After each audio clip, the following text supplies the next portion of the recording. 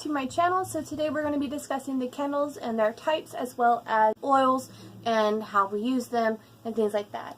I'll be doing a separate video on how to boil oil so you can infuse them with herbs. I'll put that up as well today. Okay, so starting off, you have your jarless candles. You have candlesticks, typically for like an hour-long spell. If you have the time to do it for an hour, this one's been burning for about 15-20 minutes now. And then you also have the figure candles here. These ones are best for anything dealing with people. You have ones where they're wed together. You have they really are facing back to back like that. I just make mine single simply because they're easier to handle, and I can use the same mold for multiple different things. I just have to set them up separately. And then of course I have the goddess candles like this one. This one is used for primarily, of course, initiations, goddess worship, you know, offerings, things like that, all that fun stuff. And then you have the much larger candles like these, your giant pillars. Those are definitely more for a very long-term spell, because even though they're jarless, they do take a long time to burn. I know that my pillars took about 48 hours to burn down or more. It definitely depends on how long you're burning it for at a time. Jarred candles are definitely for a long-term kind of thing, because they can last much longer than a week. You can burn those down for about 36 hours, just a little 8-ounce candle like that. So it can last you a good long time, depending on how often you burn it, for how long. Of course, it does. It's kind of the same thing with the larger pillar candles. If you burn it for a long period of time, it won't last as long, because the glass and the wax will heat up and it'll just melt down a lot faster. I will say that how they are red is different, because of course whenever you have a jarless candle, the wax pools, and you'll be able to see where all the wax is, and you'll often see images and things like that. I do have a page on my blog that teaches you how to read wax, in which case I do plan on actually putting up a video of me actually reading wax for a customer at some point. So as soon as one of those candles are done, I'll definitely post that up. When it comes to jar candles, you read very particular things. You'll notice that sometimes they have black soot or white soot on them, and as to how you read it. And it also goes into where the herbs are. If you did put herbs, I usually put herbs in my candles whenever I send them off to people. If you put herbs in the candle, then it can definitely stick to the glass, and sometimes you'll see images even in that. There is a particular thing that you're looking at whenever that happens, as far as the placement and how much of it is there. There's also stuff to read at the bottom, like what's going on with the bottom, if it actually melted down all the way, things like that. Also, whenever it burns off, you'll notice some white smoke or black smoke sometimes, and both of those have their own meanings as well. So candle magic is actually very diverse in the way that you would use it. There's a lot going on with it. It's much more than just candles and burning them down, or using a kind of oil, or using a specific kind of herb, things like that. It's definitely a lot more involved than just lighting a candle and having an intent. It can get so crazy that you can have a setup of like 10 candles, and each one has their own thing going on. You have to write a certain sigil in it. They all have to be done in certain oils. You have to put the oils on the candles in particular herbal mixtures. Then you have to light them all at different times. You have to say certain things, and you have to read this flame this way and that flame that way. And so it can get very intense whenever we're looking at things like candle magic. The other kind of candles that I would like to discuss are ones that you see a lot more in other traditions like hoodoo. These candles are typically ones like the 7-day knot candle, which is just a bunch of 7 kind of balls stacked on top of each other. These are often different colors because they mean different things. They can be used to open your chakras as well. You can also use them for particular instances. You can get them in whole color so that they actually only mean one thing. But the primary thing is that it actually lasts a long time. This is a very long and time-consuming spell. And you can use each knot. You can put a different oil on each one and put different herbs on each one, and it will burn down, as opposed to using 7 candlesticks. The other candles that you would see are shaped candles. These ones is like the tree ones, or like these pumpkin-y ones that you're going to be finding all over the place around the holidays and things like that.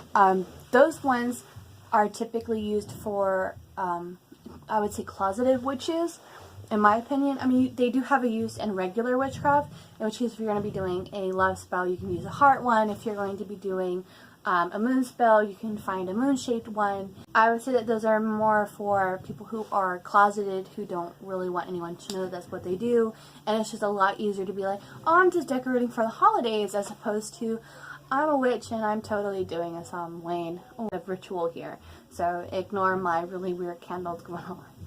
I've seen nothing wrong with using tea lights, but in candle magic, it actually does matter the size of the candle. It really does.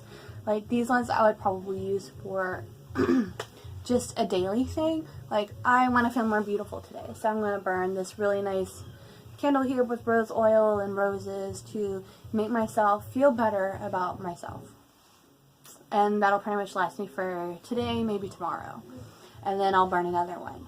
I definitely don't suggest using votives for longer spells, simply because they're not burning long enough to really get that intent out.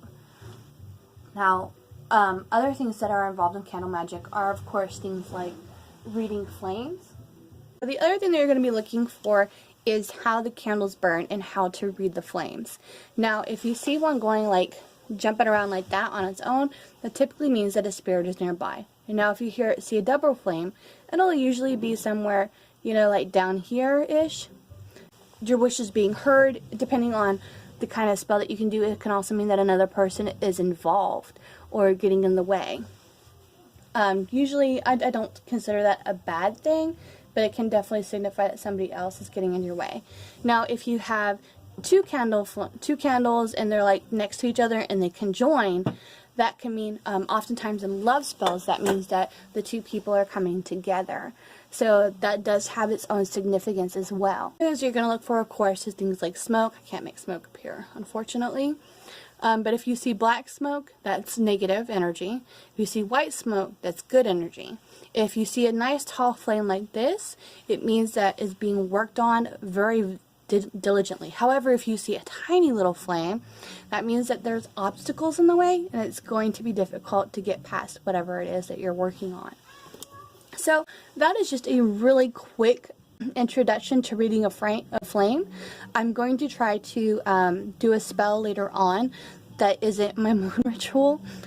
Also has a lot more, I said the other thing that we're going to be going over are oils. I have an entire blog all about oils, and this is simply because I make my own oils, but I do also use essential oils, and I really want to put it out there that you can make your own oil, and in my opinion, it works a lot better than an essential oil. You have your essential oils right here. Now, I use this particular brand because I like it. It says it's 100% pure, but you really don't know. I've had a lot of people claim that they were looking up what it actually was, and there's some that aren't pure at all. They're actually artificial, but they're still selling them as an essential oil. You do still have to dilute them with a particular carrier oil. I suggest ones like almond, like using olive oil, things like that. I prefer using olive oil simply because it doesn't really have a scent that gets in the way of the essential oil. And then of course you have your own. Now there are two different ways to do this. The way that I usually make mine, simply because I have the time and the ability to do it, is I will put the herbs or my ingredients into here, just like this. You shake it up every day, and it'll get murky and gross in there, but you do it every day. You let it sit out in the sun and in the moon, because the sun will cook it and infuse it and then you have power going on that will also help to infuse the oil with all the moon properties. Now, once this is done, and you can do it for however long you want. You can do it up to 21 days if you really want to. We can do it for an entire moon cycle. But you just have to make sure that the oil you're using doesn't get moldy. And you definitely want to check the smell and things like that, because if it starts to get old or starts to turn, you're going to have to pull the herbs out and strain it. I usually do mine for about a week or 2 weeks. This one's been going on for a good little while, and it's turning green. It's so it's about done. And like I said, you shake it, move everything around, and you really get it going every day, a couple times a day if you can. Now, this one is orange, and as you can see, it did come out a little orangey, a little lighter color than what the actual olive oil is. It will change color and they will change properties, and that's how you know that you're doing a really good job with it. So once you're done with this, you take some cheesecloth and you strain the oil through the cheesecloth and catch all the herbs, and you're going to want to sit there and squeeze the herbs until those herbs are dry. Then the oil is finished. Now you can add more herbs back to it, some dry ones, and do it again for another week, which is what I've been doing with this one. But is you can also boil the oil on a very low heat with the herbs so that it pretty much cooks it. It's taking this and doing it within like a couple of hours as opposed to a couple of weeks. I've been doing it again and again and again. My Santo Norte, like I actually make her rose water so that she always has that that scent on her, and it's a lot cheaper than buying it. If you use an essential oil, especially on candles or on skin or anything like that, you have to dilute them. You cannot just take this and spritz it all over your candle, because you'll probably light it on fire or you'll get really, really sick. They're not really meant for that unless you dilute them. Now, the way that I dilute them is I take a 2mm bottle and then I will put in about 3 to 4 drops, depending on what oils I'm using. If I'm using more oils, like for my Freya's oil, I used a 10mm bottle, which is about this big, and I used about 5-6 different essential oils in it. If you have a recipe that calls for multiples, you're going to want to use more carrier oil to dilute it.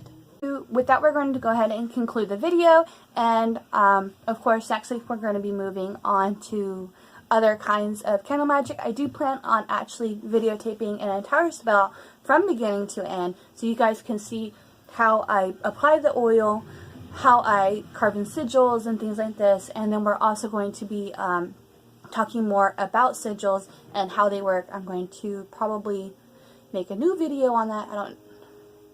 I don't know what my old one looks like. I may just keep it, don't know. But we're definitely going to be going over how to carve sigils into a candle and things like that, as well as where and what to do with particular candles so you can get particular effects. After which case, some of the stuff is not in my blog, so definitely pay attention to the video, because I'm going to be giving you guys a little bit more of a hands-on, a little bit more of an in-depth kind of view as to what to do with candles and like the absolute extent that you can use these to. Okay, so definitely tune in next week. I really look forward to doing this with you guys. Alright, bye.